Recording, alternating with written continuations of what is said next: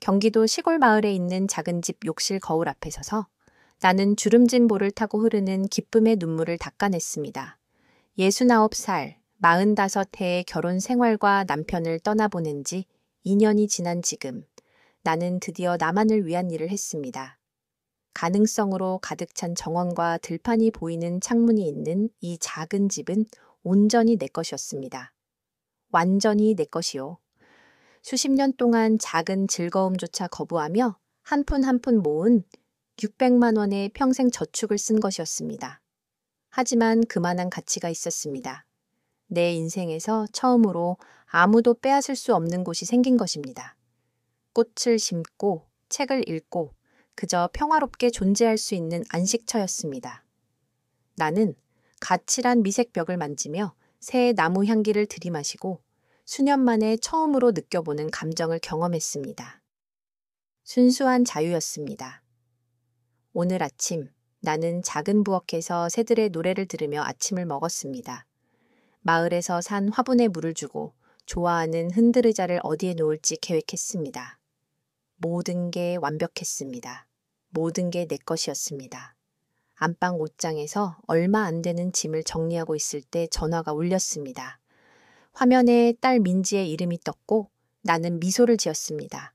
아마 새 집을 축하해 주려고 전화했겠지. 처음부터 이 집 구입을 반대했다는 걸 알면서도요. 엄마, 돈 낭비해요. 그녀는 계속 그렇게 말했습니다. 우리 근처 아파트에 계세요. 우리 근처요, 나와 함께가 아니라 그들이 필요할 때 내가 있을 수 있도록 가까이. 여보세요, 우리 딸. 나는 얼마나 많이 실망했든 결코 사라지지 않는 모성애로 대답했습니다. 엄마, 준비하세요. 1시간 뒤에 준호 오빠 가족 50명이랑 갈게요. 그녀는 인사도 없이 결혼 후 발달시킨 그 권위적인 목소리로 말했습니다. 모두에게 음식 만들어주시고 방 준비해주세요. 2주만 있을 거예요. 세상이 멈췄습니다. 말 그대로 발밑에 바닥이 움직이는 것처럼 느껴졌습니다. 심장이 너무 세게 뛰어서 가슴 밖으로 튀어나올 것 같았습니다. 20명이라고. 민지야. 나 방금 도착했어. 준비된 게 아무것도 없어. 음식도 없고. 엄마, 드라마 찍지 마세요. 이제 가족이잖아요. 제대로 환영해야죠. 준호 오빠, 사촌 은영이가 4살짜리 애들 넷이랑 와요. 오빠 동생 성민이가 와이프랑 쌍둥이 애들이랑 오고요. 그리고 고모들인 숙자 고모랑 명자 고모도 가족들이랑 다 와요. 휴가철이라 공짜로 묵을 데가 필요하거든요. 엄마 집이 딱이에요.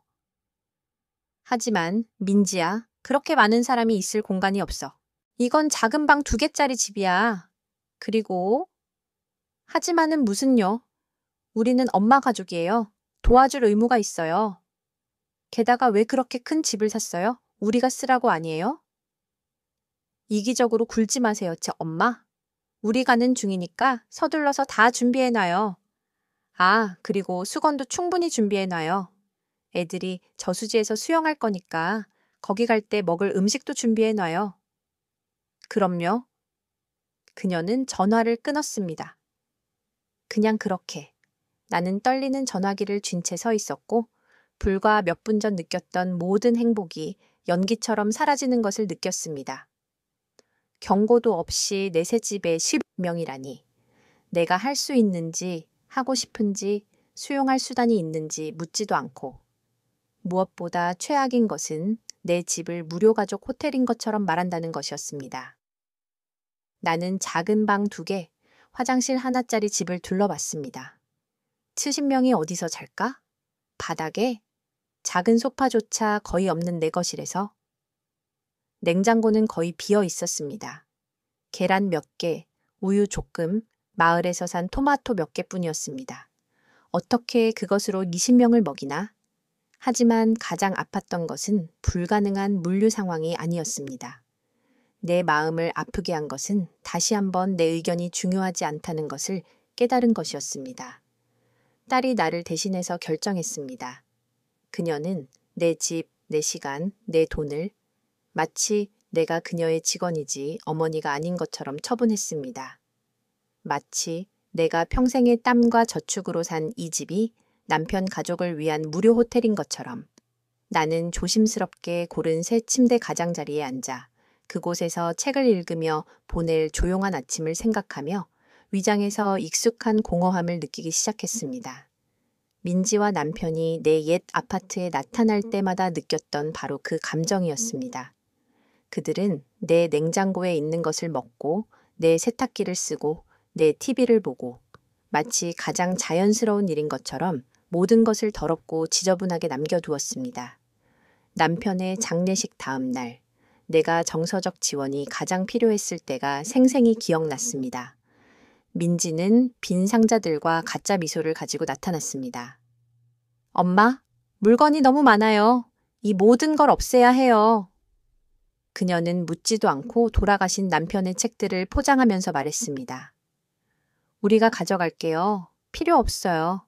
엄마 나이에 그렇게 많이 안 읽잖아요. 그리고 나는 슬픔과 혼란 속에서 시아버지의 것이었던 금시계를 포함해 내 추억의 절반을 가져가게 내버려 뒀습니다.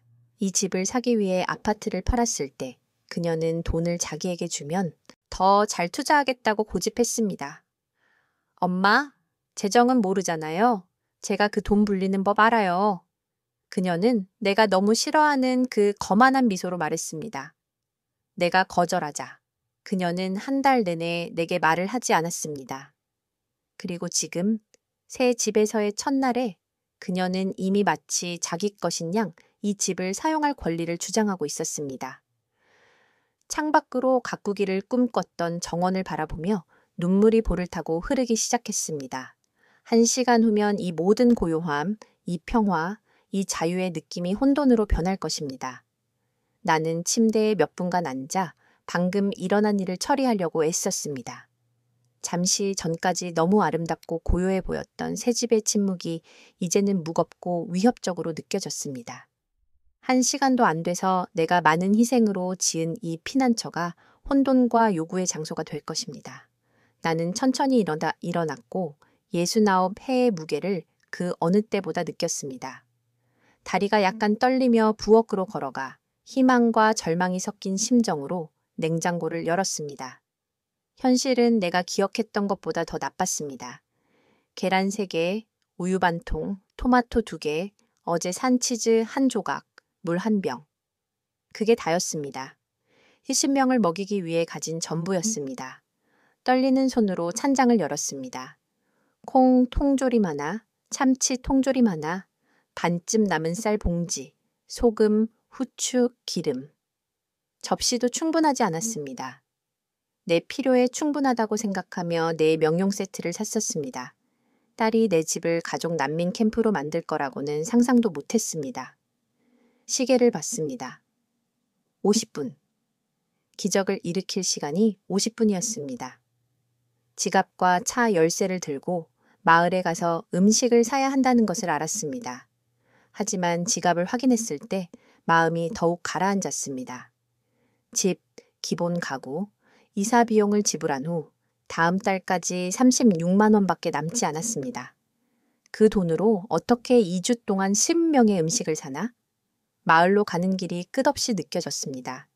지나가는 매 순간이 준비할 수 있는 시간이 줄어드는 것이었습니다. 작은 마을 슈퍼마켓에서 나는 미친 여자처럼 통로를 뛰어다니며 쓰는 모든 원을 머릿속으로 계산했습니다.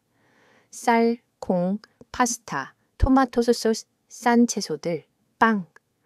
화려한 것도 특별한 것도 없이 그저 많은 사람들에게 나눠줄 수 있는 기본 음식분. 최종 계산서는 28만 8천 원. 거의 내가 가진 전부였습니다. 집에 돌아왔을 때 20분밖에 남지 않았습니다. 작은 부엌을 군대를 먹일 수 있는 식당으로 바꿀 시간이 20분이었습니다. 쌀과 파스타를 위해 물을 끓였습니다. 미친 듯이 통조림을 열었습니다.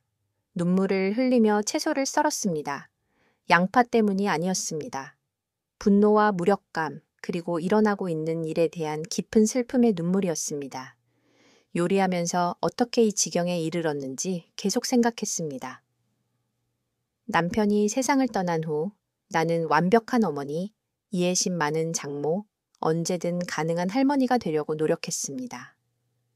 민지가 아이 봐줄 사람이 필요하면 내가 있었습니다. 돈을 빌려야 하면 내가 있었습니다. 자기 차가 고장나서 내 차를 쓰고 싶어 하면 내가 있었습니다.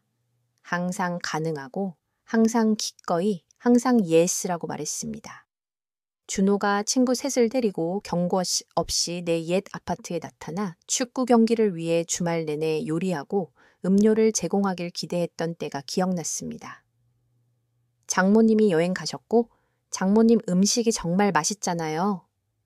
그는 나를 너무 짜증나게 하는 그 가짜 미소로 말했습니다. 그리고 나는 언제나처럼 슈퍼마켓으로 달려가 내 돈을 쓰고 마치 그들의 개인 요리사인 것처럼 그들을 위해 요리했습니다. 혹은 민지가 처형이 가족 비상사태가 있어서 아이들을 돌봐달라고 부탁했던 때, 일주일 내내 3명의 어린아이들을 한 푼도 받지 않고 내가 할 수 있는지조차 묻지 않고 그들을 돌보기 위해 병원 예약을 취소해야 한다고 말했을 때 그녀는 엄마, 드라마 찍지 마세요.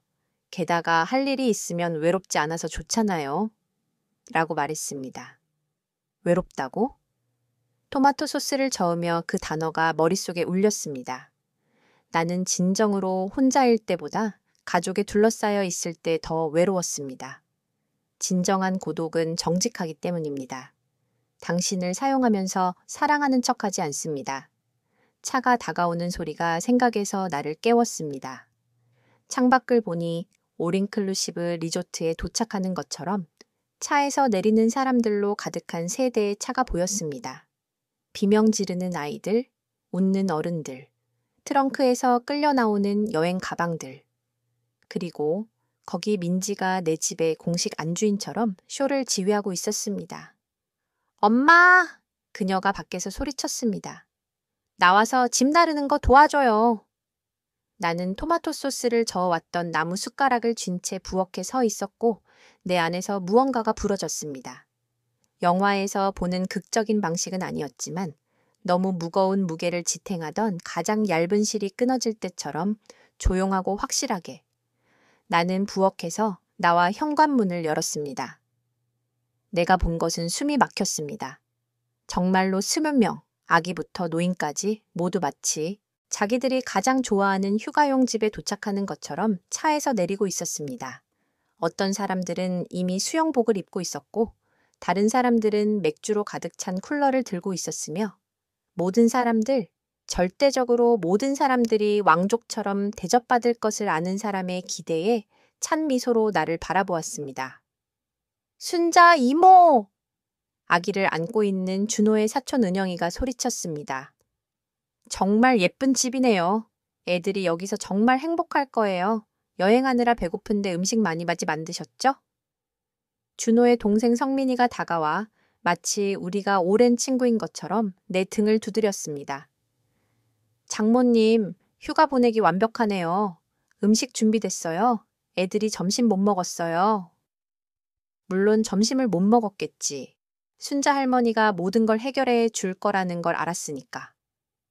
언제나처럼 절대 거절하지 않는 믿을 수 있는 직원처럼. 엄마, 민지가 눈에 닿지 않는 미소를 지으며 다가왔습니다. 방 준비하셨죠? 은영이랑 가족들이 안방 써야 해요. 아기가 밤에 많이 울거든요. 우리는 다른 방에서 자면 되고요. 나머지는 거실에서 자면 돼요. 안방, 내 침실, 불과 몇 시간 전에 내 물건을 놓았던 방, 창문을 통해 정원을 바라보며 매일 아침 일어나는 것을 상상했던 방. 묻지도 상의하지도 않고 그들은 이미 내가 내 집의 소파에서 잘 거라고 결정했습니다. 나는 내 공간을 침범하고 내 물건을 만지고 마치 자기 집인 것처럼 내 집에 대해 이야기하는 이 모든 사람들을 바라보았습니다. 그리고 여러 해 만에 처음으로 체념과는 다른 무언가를 느꼈습니다. 작지만 진짜인 분노의 불씨를 느꼈습니다. 하지만 나는 아직 그것으로 무엇을 해야 할지 몰랐습니다. 엄마, 음식. 민지가 문에서 소리쳤습니다. 마치 주문을 받는데 너무 오래 걸린 웨이트리스에게 하듯이. 애들 배고프고 어른들도 자리 잡기 전에 점심 먹고 싶대요. 나는 좀비처럼 부엌으로 돌아갔고 20명의 시선이 내 등에 박혀 있는 것을 느꼈습니다. 가스레인지 위에서 밥이 냄비 바닥에 조금 눌어붙었습니다. 파스타는 거의 퍼졌고 토마토 소스는 내가 원했던 것보다 묽어 보였습니다. 하지만 그게 내가 가진 전부였습니다. 짧은 시간과 적은 돈으로 만들 수 있었던 전부였습니다. 가진 몇 안 되는 접시에 담기 시작했고 충분하지 않을 거라는 걸 알았습니다. 실제로 8접시를 담은 후 접시가 떨어졌습니다. 컵, 그릇, 심지어 어린아이 중 한 명을 위해 냄비 뚜껑을 접시로 사용해야 했습니다. 굴욕은 완벽했습니다. 이게 다예요? 성민이가 내가 준 적은 양해밥과 소스가 담긴 접시를 보며 물었습니다. 고기나 달고기가 있을 줄 알았는데. 다른 거? 없어요? 그게 너무 갑자기 오셔서 시간이 나는 설명하기 시작했지만 준호가 가로막았습니다. 장모님, 괜찮아요. 그렇게 많은 사람이 올 줄 몰랐다는 거 이해해요. 하지만 좀 더 노력할 수도 있었잖아요. 우리 가족이잖아요? 게다가 이 집 정말 좋네요. 돈 많이 모아두셨을 텐데 더 좋은 거 사실 수 있었잖아요. 모아둔 돈. 그들이 비판하는 그 음식에 내가 남은 거의 전부를 방금 썼다는 걸 안다면 아마 몰라도 여전히 비판할 것입니다. 준호 가족은 어떤 상황이든 당신을 죄책감 들게 만드는 특별한 능력이 있었습니다. 할머니, 성민의 쌍둥이 중 하나인 18살쯤 되어 보이는 남자아이가 말했습니다. 다른 할아버지 집처럼 비디오 게임 있어요? 아니, 얘야. 여기는 게임이 없단다. 나는 아이에게 좌절감을 터뜨리지 않으려고 가능한 한 다정한 목소리로 대답했습니다. 그럼 케이블 TV랑 와이파이는요? 그가 계속 물었습니다. 아직 없어, 얘야. 방금 이사 와서 아직 설치 안 했어. 아이는 마치 내가 동굴에 산다고 말한 것처럼 나를 바라봤습니다. 그럼 2주 동안 뭐해요? 여기 너무 지루해요. 아기 기저귀를 내 식탁 위에서 갈던 은영이가 대화에 끼어들었습니다. 장모님, 마을 가서 기저귀랑 분유랑 이유식 사다 주세요. 2주치 충분히 안 가져왔어요. 선크림이랑 모기 퇴치제도 필요하고요.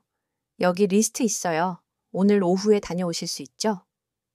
그녀는 냅킨의 손으로 쓴 목록을 건넸습니다. 나는 떨리는 손으로 목록을 받았습니다. 기저귀, 분유, 선크림, 퇴치제, 생리대, 두통약, 아스피린, 제산제, 어린이용 샴푸, 항균 비누, 세탁세제. 목록은 끝이 없어 보였습니다. 최소 24만 원은 더 들 거라고 머릿속으로 계산했습니다. 내가 남은 마지막 24만 원. 은영 씨, 나는 침착함을 유지하려고 애쓰며 말했습니다. 지금 쓸 수 있는 돈이 많지 않아요. 방금 집을 샀고. 아이고, 장모님. 그녀가 웃으며 가로막았습니다. 드라마 찍지 마세요. 기본적인 거잖아요. 큰돈 드는 것도 아니고. 게다가 가족한테 쓰는 건데 비상금 정도는 있으시잖아요. 비상금? 그들이 내 비상사태였지만 내가 계획했던 종류가 아니었습니다. 준호의 삼촌 중 한 명인 진수가 손에 맥주를 들고 다가왔습니다. 자기가 가져온 쿨러에서 꺼낸 맥주. 다행히도 내게 음료조차 없었으니까. 장모님, 우리 짐 어디에 둬요? 냉장고에 맥주랑 음식 넣을 공간이 필요한데요. 나는 그날 아침 산 몇 가지 물건으로 이미 가득 찬 작은 냉장고를 열었습니다. 뭐, 장모님 물건 옮기면 되죠. 그가 말했고 이미 내 냉장고에서 내 물건들을 꺼내 자기 것들을 넣기 시작했습니다. 그리고 우리 잘방은 어디예요? 방이 2개밖에 없다면서요? 아, 걱정 마세요. 거실에서 자면 돼요. 담요랑 베개만 충분히 준비해 주세요. 여기 시골은 밤에 추워요. 신명을 위한 담요와 베개. 집 전체에 담요 3개, 베개 4개가 전부였습니다. 자선 호텔이 되어가는 내 집. 한편 아이들은 내 정원을 발견하고 그날 아침 사랑스럽게 산 화분 사이를 뛰어다니고 있었습니다. 그중 한 명이 희망과 설렘으로 불과 몇 시간 전에 심었던 작은 토마토 모종을 밟는 것을 봤습니다. 애들아, 조심해. 나는 창문에서 소리쳤습니다. 아이고, 그냥 놔둬요. 성민이가 소리쳤습니다. 애들이잖아요. 뛰고 놀아야죠. 그래서 시골에 온 거잖아요. 자유롭게. 내 정원에서 자유롭게. 내 식물을 파괴하며 내 돈으로 식사를 지불하며 이 모든 사람들의 호텔 직원이 되는 동안 작은 부엌 싱크대에서 설거지를 하고 있을 때 민지가 다가왔습니다. 엄마, 얘기 좀 해요. 준호 오빠 가족들이 여기 와서 정말 좋아하는데 좀 더 노력해서 환영하는 모습을 보여주셨으면 좋겠어요.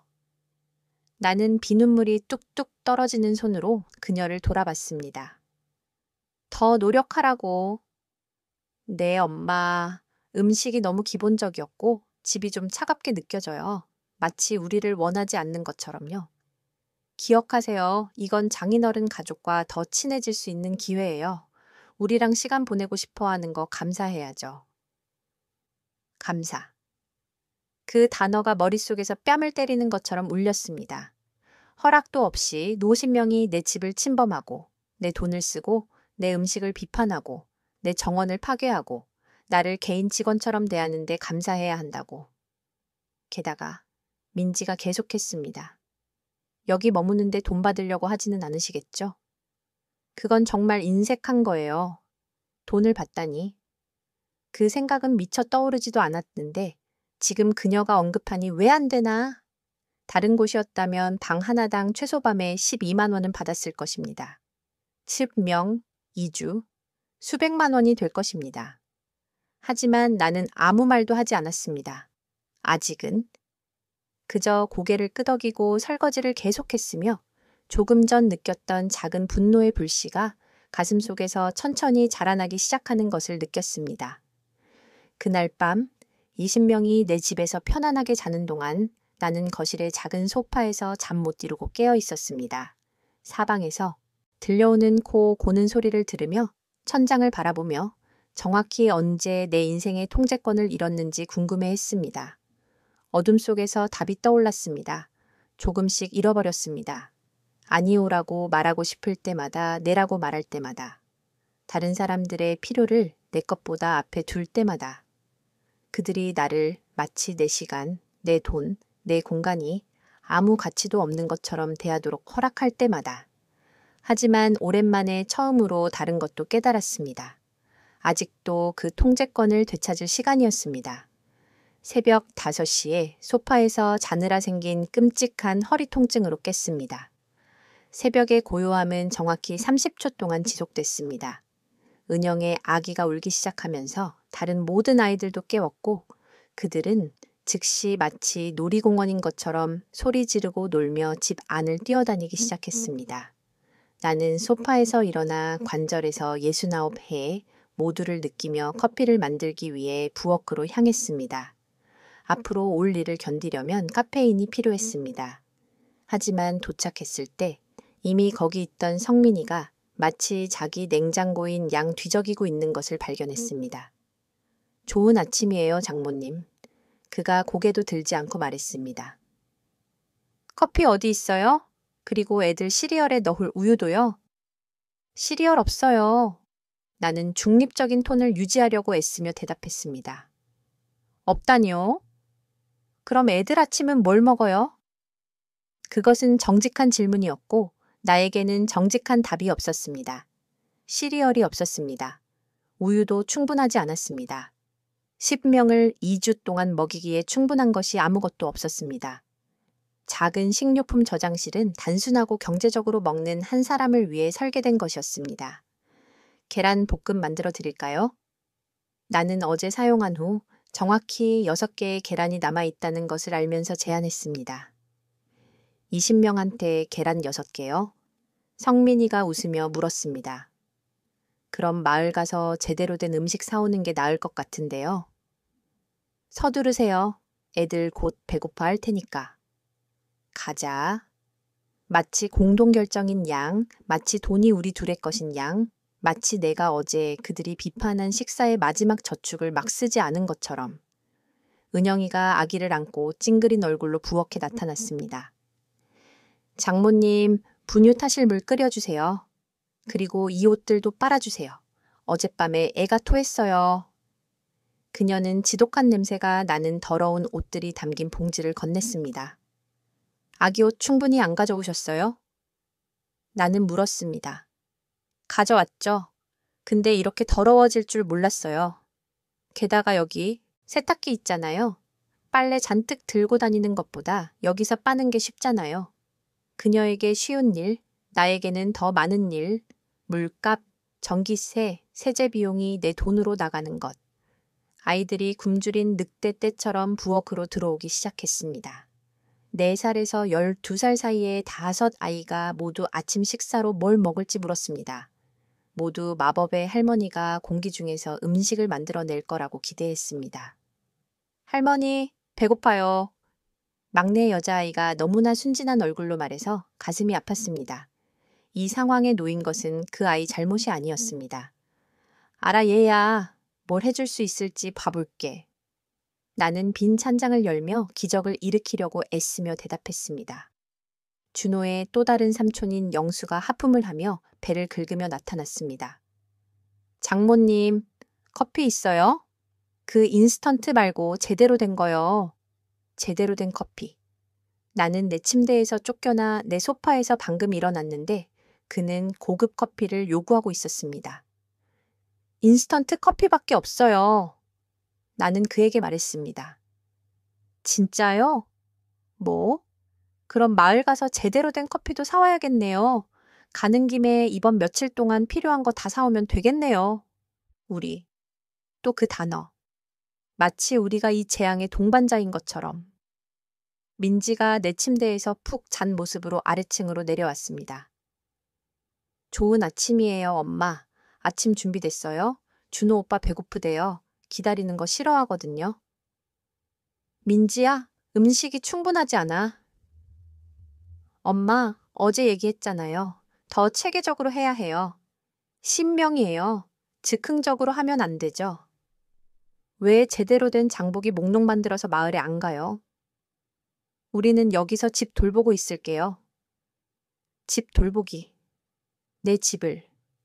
내가 그들을 위해 음식을 사는 동안 준호가 민지 뒤에서 그 가짜 미소를 지으며 나타났습니다.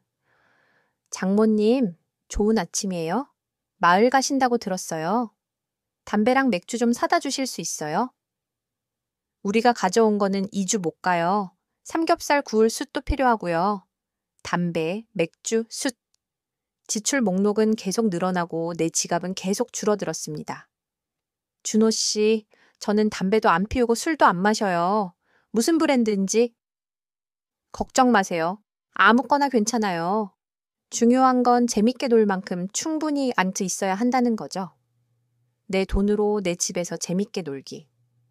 내가 그들의 개인 직원으로 일하는 동안 진수가 부엌에 있는 그룹에 합류했습니다. 장모님, 어젯밤에 영수랑 얘기했는데 온 가족이 모여서 큰 삼겹살 파티하면 좋을 것 같아요. 근처에 사는 친척들도 더 초대할 수 있고요. 주말에 뭔가 준비하는 거 어때요?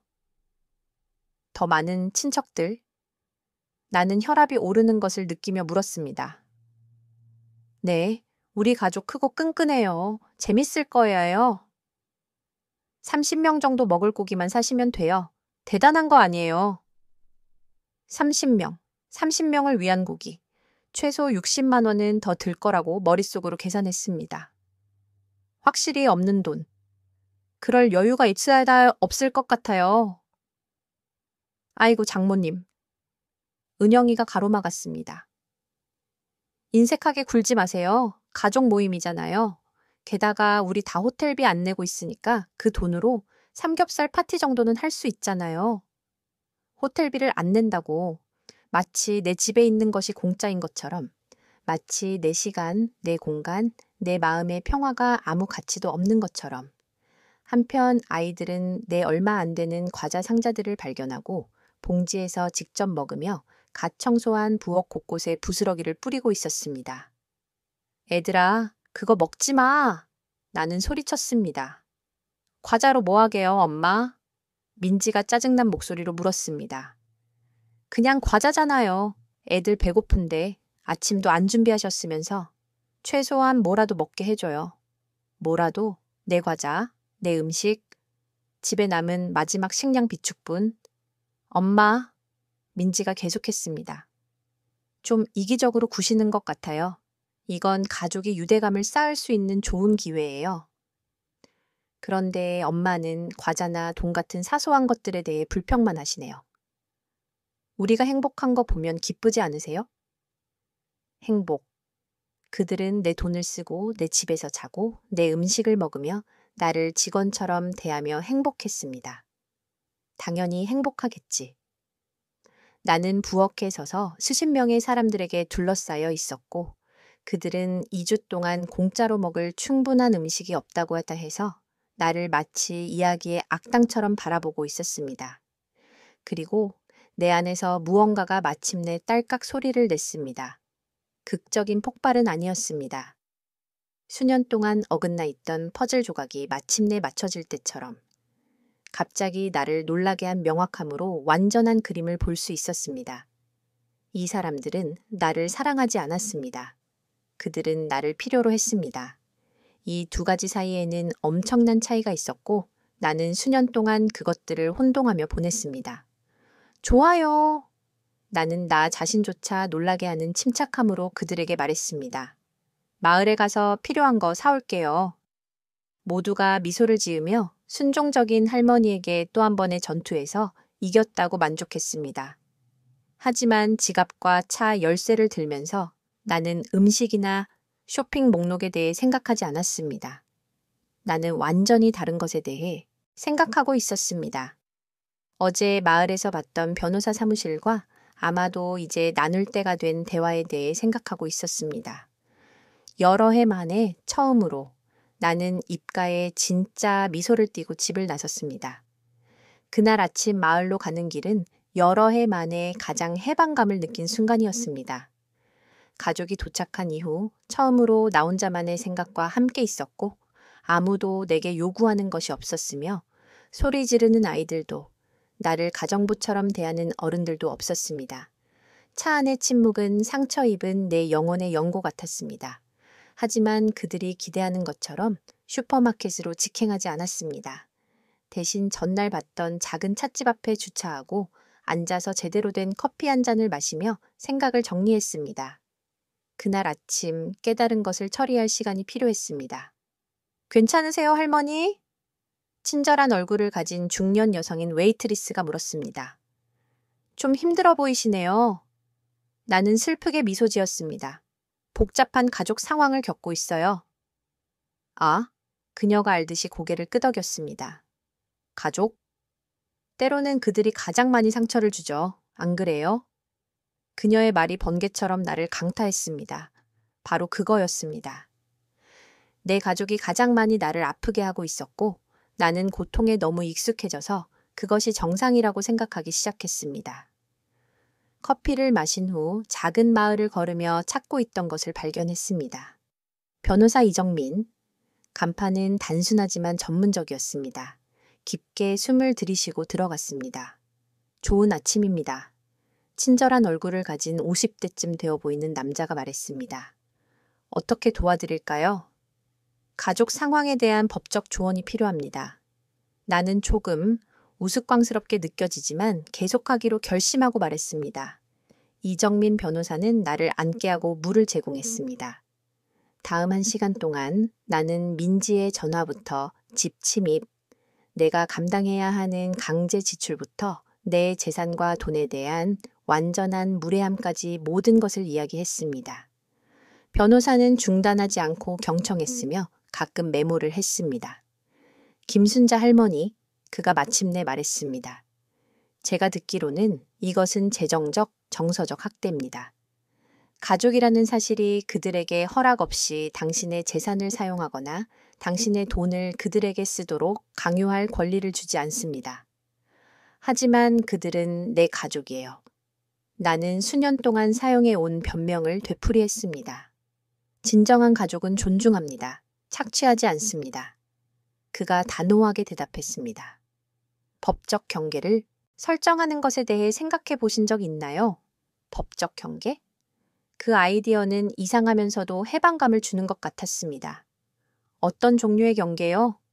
나는 물었습니다. 예를 들어 당신의 집은 사유재산입니다. 누가 거기 있을 수 있는지, 어떤 조건으로 있을 수 있는지 결정할 절대적인 권리가 있습니다. 누군가 당신이 떠나라고 요청할 때 거부하면 그들은 기술적으로 무단 침입을 하는 것입니다. 무단 침입, 내 가족이. 또한 이정민이 계속했습니다. 그렇게 많은 사람들이 당신의 재산을 숙박 장소로 사용한다면 법적으로 당신은 제공하는 서비스에 대해 요금을 청구할 수 있습니다. 음식, 숙박, 기본시설. 어떤 호텔에서든 그들은 당신이 무료로 주는 것에 대해 수십만 원을 지불할 것입니다. 정말로 그들에게 요금을 청구할 수 있을까? 나는 희망과 공포가 섞인 감정을 느끼며 물었습니다. 물론이죠. 당신의 집입니다. 당신의 자원입니다. 그들이 초대받지 않고 재정적으로 기여하지 않고 오기로 결정했다면 그들의 체류에 대한 상업적 조건을 설정할 모든 권리가 있습니다. 나는 서류로 가득 찬 폴더와 내 상황에 대한 새로운 관점을 가지고 이정민의 사무실을 떠났습니다. 그는 내 재산에 대한 상업적 숙박 조건을 설정하는 공식 서한을 작성했고 방당, 식사당, 서비스당 요금이 포함되어 있었습니다. 또한 주택 소유자로서의 내 권리와 누군가 내 결정을 존중하기를 거부할 경우 취할 수 있는 법적 조치에 대한 정보도 있었습니다. 다음 행선지는 은행이었습니다. 정확히 얼마나 많은 돈이 남았는지, 지난 이틀 동안 얼마나 썼는지 알고 싶었습니다. 숫자는 충격적이었습니다. 48시간도 안 돼서 62만 4천 원을 썼습니다. 이 속도라면 일주일 안에 완전히 파산할 것입니다. 은행 지점장인 젊은 남자 김현우가 걱정스러운 표정으로 내 계좌를 검토했습니다. 김순자 할머니, 이 지출은 평소 수입에 비해 너무 높습니다. 괜찮으세요? 그가 물었습니다. 나는 상황을 간단히 설명했고 그는 이해하며 고개를 끄덕였습니다. 보세요. 제 일은 아니지만 비슷한 경우를 많이 봤습니다. 친척들에게 재정적으로 착취당하는 노인들이요. 지출에 제한을 두는 것을 고려해 보셨나요? 이제 고려하기 시작했어요. 나는 대답했습니다. 의도하지 않은 과다 지출로부터 당신을 보호하는 지출을 통제하거나 예산을 설정하는 데 도움이 필요하시면 도와드릴 수 있습니다. 특정 금액 이상의 지출에 대해 특별 승인이 필요하도록 계좌를 구성할 수도 있습니다. 그것은 내가 몰랐던 또 다른 도구였습니다. 내 자신의 잘못된 관대함으로부터 나를 보호하는 또 다른 방법. 마침내 슈퍼마켓에 갔지만 이번에는 기본 필수품만 샀습니다.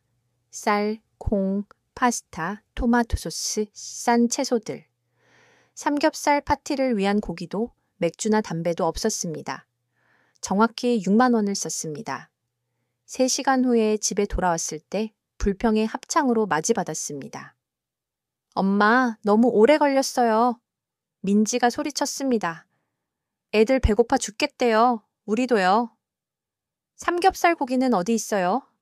진수가 물었습니다. 맥주는요? 준호가 덧붙였습니다.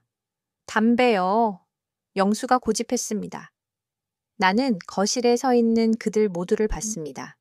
내 집에서 내 돈으로 모든 문제를 해결해 주길 기대하며. 그리고 여러 해 만에 처음으로 죄책감을 느끼지 않았습니다. 명확함을 느꼈습니다. 기본 음식을 가져왔어요. 나는 침착하게 말했습니다. 쌀콩 파스타, 아무도 굶지 않을 만큼 충분해요. 우리가 부탁한 모든 것은요? 은영이가 고집했습니다. 사지 않았어요. 나는 간단히 대답했습니다. 이어진 침묵은 귀청이 터질 듯 했습니다. 도신명이 마치 내가 정신을 잃은 것처럼 나를 바라봤습니다. 사지 않았다니 무슨 뜻이에요? 성민이가 믿을 수 없다는 듯 물었습니다. 30명을 위한 고기나 맥주나 담배나 당신들이 요청한 다른 모든 것들을 살 돈이 없어요. 기본 음식을 살 돈만 있어요. 하지만 엄마, 민지가 내가 너무 싫어하는 그 거만한 목소리로 끼어들었습니다.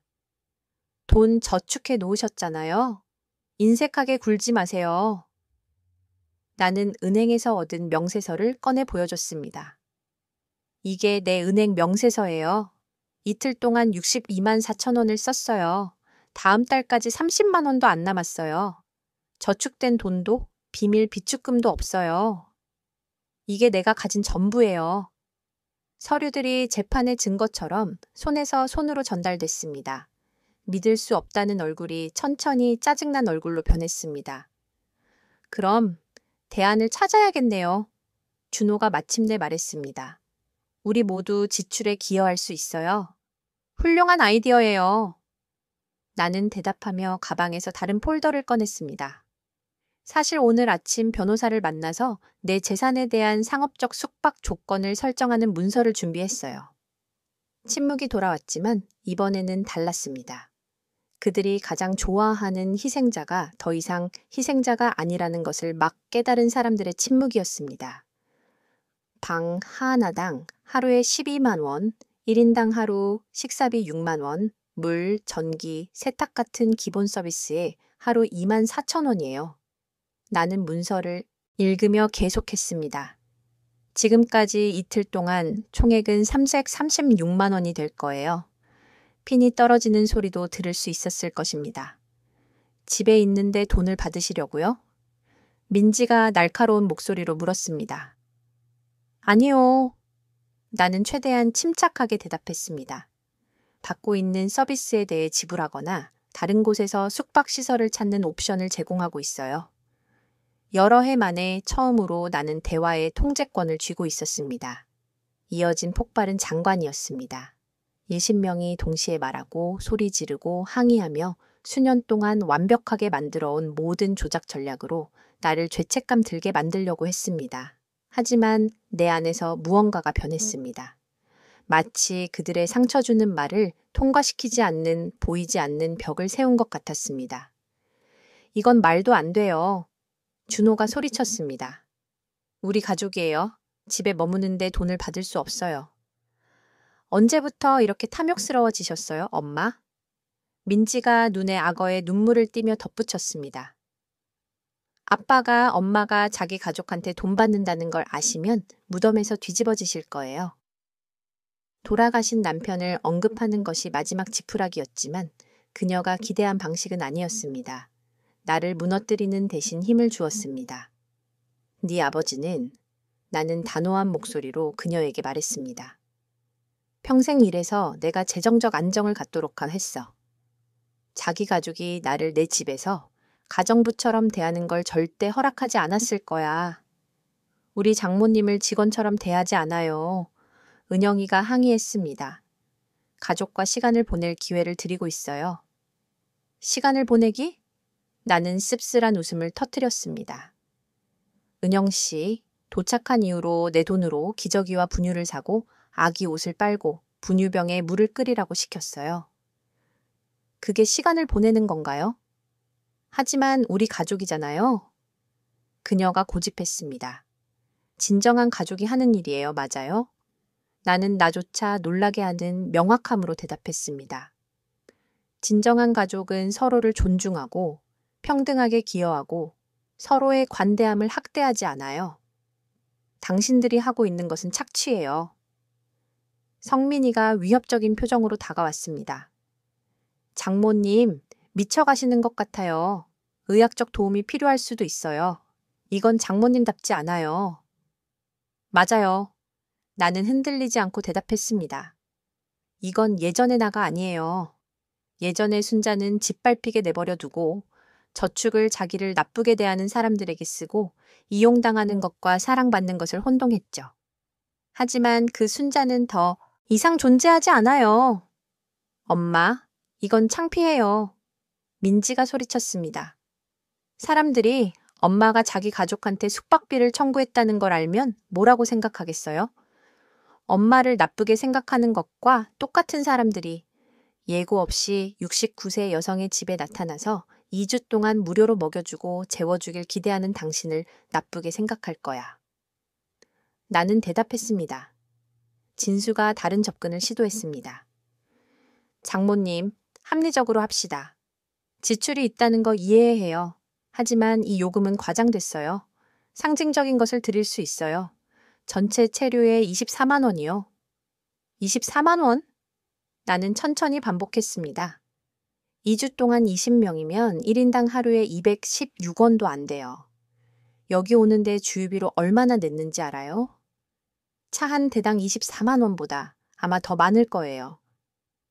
하지만 그건 달라요. 영수가 항의했습니다. 달라요? 왜? 당신들 돈이 내 돈보다 더 가치 있어서? 당신들 지출은 중요하지만 내 지출은 안 중요해서? 거실은 중얼거림과 찡그린 얼굴로 가득 찼습니다. 그들이 서로를 바라보며 어떤 전략을 사용할지 결정하려는 것을 볼 수 있었습니다. 바로 그때 내 구원이 손에 채소 바구니를 든 60대쯤 되어 보이는 여자의 모습으로 나타났습니다. 나를 동네에 환영하러 온 이웃 정숙이었습니다. 좋은 아침이에요. 그녀가 열린 문에서 말했습니다. 저는 정숙이에요. 옆집에 살아요. 새 이웃분 만나러 왔는데. 아, 실례합니다. 방문객이 계시네요. 들어오세요, 제발. 나는 방해에 감사하며 말했습니다. 친척들이 방문하러 왔어요. 정숙이 들어와 즉시 분위기에 긴장감을 감지했습니다. 그녀는 인생을 너무 많이 본 나이 든 여성 중 한 명으로 몇 초 만에 상황을 읽을 수 있었습니다. 정말 큰 가족이네요. 그녀가 미소 지으며 말했지만 영리한 눈은 이미 장면을 분석하고 있었습니다. 이렇게 많은 사람들을 유지하는 비용이 많이 들겠어요. 지출에 기여하고 계시겠죠? 이어진 어색한 침묵은 웅변적이었습니다. 기여 안 하세요? 정숙이 진짜 놀라움으로 물었습니다. 아이고, 참 안 됐네요. 제 시대에는 누군가를 방문할 때 항상 뭔가를 가져오거나 지출을 도왔어요. 특히 이렇게 많은 사람이면요. 하지만 우리 가족이에요. 민지가 중얼거렸습니다. 아, 더 그래야죠. 정숙이가 활기차게 대답했습니다. 가족이야말로 자기 사람들을 가장 돌봐야 하는 거 이거 아니겠어요? 알아요? 제 딸이 도시에 살고 손주들이랑 올 때마다 항상 식료품을 완전히 가져와요. 내 연금으로 온 가족을 먹이는 건 공평하지 않다고 하더라고요. 정숙의 말이 효과를 보고 있는 것을 볼 수 있었습니다. 내가 그들에게 학대당하고 있다고 말하는 것과 낯선 사람이 그것을 확인하는 것은 전혀 다른 일이었습니다. 다들 어디서 오셨어요? 정숙이 순진한 호기심으로 계속 물었습니다. 서울에서요. 준호가 짧게 대답했습니다. 아, 여행비가 많이 들었겠네요. 기름값, 가는 길에 음식값, 그리고 도착해서 모든 게 지불된 걸 발견하고 얼마나 운이 좋은지. 물론 여러분 모두 순자 씨를 도와주려고 조직하셨겠죠? 이렇게 많은 사람을 위한 지출이면요. 정숙의 모든 말은 내 가족의 양심을 찌르는 바늘 같았습니다. 아니면 적어도 낯선 사람에게 노출되는 그들의 자존심을 찌르는 바늘이었습니다.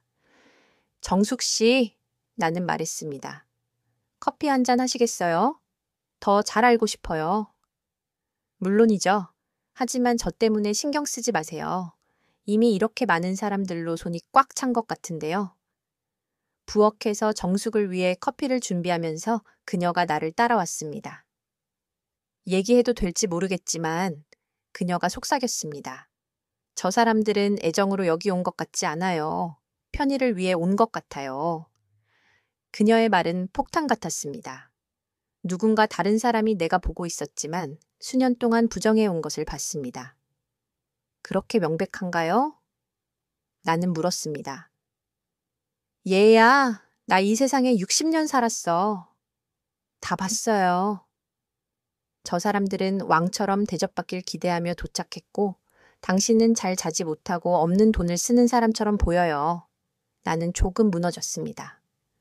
하지만 그들은 내 가족이에요. 진정한 가족은 학대하지 않아요, 얘야. 진정한 가족은 노인들을 돌봐요. 착취하지 않고요. 정숙이 위로하는 손을 내 어깨에 얹었습니다. 뭔가 말해줄까요? 내 언니도 자식들한테 똑같은 문제가 있었어요. 그들은 언니한테 빌부터 살고 직원처럼 대하고 연금을 썼어요. 언니가 뭘 해봤는지 알아요? 뭘 했는데요? 나는 희망에 차서 물었습니다. 경계를 설정했어요. 내가 초대할 때, 내가 정한 시간 동안 방문하고 지출에 기여해. 마음에 안 들면 호텔 찾아. 처음에는 드라마, 소리, 감정적 협박이 있었지만 나중에 언니가 진지하다는 걸 깨달았고 효과가 있었어요.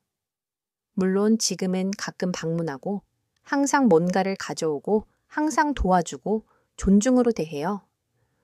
그들이 어머니의 애정이 착취와 혼동될 때 공짜가 아니라는 걸 배웠거든요. 커피를 들고 거실로 돌아왔을 때 가족들이 서로 중얼거리고 있었습니다. 그들이 어떤 합의에 도달한 것을 볼 수 있었습니다. 준호가 목을 가다듬었습니다. 장모님, 얘기했는데 지출에 뭔가를 기여할 수 있을 것 같아요. 장모님이 제안하신 과장된 금액은 아니지만 합리적인 것으로요. 얼마가 합리적이라고 생각하세요? 나는 물었습니다. 우리 모두 전체 체류에 24만 원이요. 민지가 말했습니다. 정수기 커피에 거의 목이 메었습니다. 2주 동안 20명에 24만 원이요. 얘들아, 마을에서 제일 싼 호텔도 방 하나당 하룻밤에 7만 2천 원이에요. 수학은 무자비했고 그들도 알았습니다. 하지만 나는 이미 결정을 내렸습니다. 24만 원. 나는 제안을 고려하는 것처럼 천천히 반복했습니다. 그들 모두의 얼굴에서 기대를 볼 수 있었고 그들이 다시 한번 자기 방식대로 할 방법을 찾았다고 생각했습니다. 2주 동안 50명이 하루 세끼, 숙박, 물, 전기, 가스, 세탁, 청소를 받는 거요. 정확해요. 민지가 승리의 미소를 지으며 말했습니다. 봐요. 우리 합리적이에요. 기여하고 싶어요. 정숙이 무언가 좋은 일이 일어나려 할 때만 현명한 여성들이 갖는 그 표정으로 나를 바라봤습니다. 그녀는 무슨 일이 일어나고 있는지 완벽하게 이해했습니다. 좋아요. 나는 마침내 그들에게 말했고 그들의 얼굴이 굳어지는 것을 지켜봤습니다. 한 가지 조건으로 제안을 받아들여요. 이게 이제 상업적 거래이니까 숙박 계약서에 서명해 주세요. 계약서요? 성민이가 의심스럽게 물었습니다. 물론이죠. 서비스에 대해 지불하실 거면 그 서비스가 무엇을 포함하고 무엇을 포함하지 않는지 명확히 해야 해요. 모두를 보호하기 위해서요. 나는 이정민이 준비한 서류들을 커피 테이블에 놓았습니다. 이 계약서는 24만 원으로 거실 바닥에서 자고 하루 한 끼 기본 식사, 쌀과 콩, 특정 시간 동안 화장실 사용, 그리고 다른 건 없다고 명시해요. 하루 한 끼요? 은영이가 소리쳤습니다. 하지만 우리 세 끼 예상했는데요. 물론이죠. 하루 세 끼 드실 수 있어요. 나는 다정하게 대답했습니다. 하지만 그건 제가 원래 말한 336만 원이 드는 프리미엄 패키지예요. 이건 말도 안 돼요. 준호가 폭발했습니다. 우리가 그걸 서명할 거라고 생각하시면 미친 거예요. 서명 안 하셔도 돼요. 나는 완벽한 침착함으로 말했습니다. 다른 곳에서 숙박시설을 찾으실 수 있어요. 사실 그게 모두에게 최선일 것 같아요. 엄마, 민지가 소리쳤습니다. 우리를 쫓아낼 수 없어요. 우리 가족이에요. 쫓아내는 게 아니에요. 나는 대답했습니다. 옵션을 드리는 거예요. 원하시는 서비스에 대한 상업적 요금을 지불하실 수 있어요. 여유가 있는 기본 서비스에 대해 지불하실 수 있어요. 아니면 예산에 더 맞는 대안을 찾으실 수 있어요. 정숙이 천천히 박수를 쳤습니다. 브라보. 바로 그거예요. 제 언니가 해야 했던 것. 명확한 옵션, 공정한 조건, 감정적 협박 없이. 이건 가족 문제니까 끼어들지 마세요. 민지가 정숙에게 소리쳤습니다. 맞아요. 정숙이 일어서며 대답했습니다. 가족 문제예요. 그리고 좋은 가족은 노인들을 이렇게 대하지 않아요. 그녀는 문으로 향했지만 떠나기 전에 내게 돌아섰습니다. 순자 씨, 뭐든 필요한 거 있으면 어디 사는지 아시죠?